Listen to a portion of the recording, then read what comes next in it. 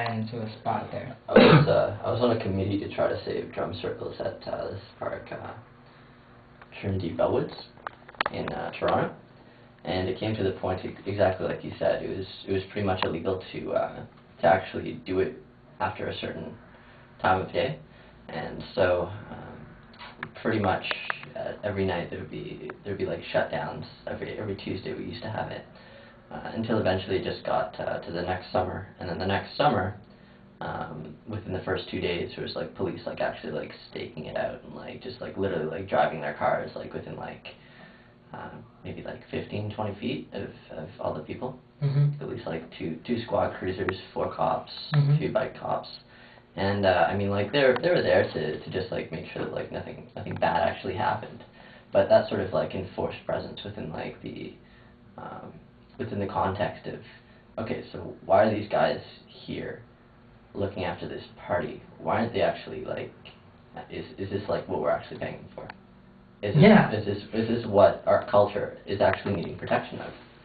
I don't think so. No, not at all. But within that context, it was a completely uncomfortable place. So while it was not an aggressive move, it was a very passive-aggressive move, and it wasn't necessarily done by the city, but it was done by sections of the city that weren't communicating properly. And you know what? The cops in Victoria, in particular, are worse about this than other cops in Canada. I mean, I have traveled and lived across pretty much most of this country, and I don't have a single ticket anywhere else in the country at all. But like since I've been in Victoria, I've got like nearly 10, like in a row, consecutively.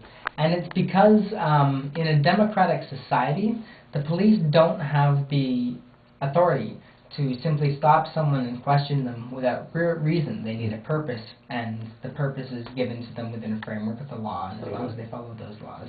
And what they do in Victoria is they use petty laws, like the Highway Traffic Act, is the perfect example. People will give you countless witnesses about this, about being fined for bike helmets, or not having a light after dark, jaywalking, perhaps littering, these sorts of laws which are really not crimes when it comes down to it, you know what I mean?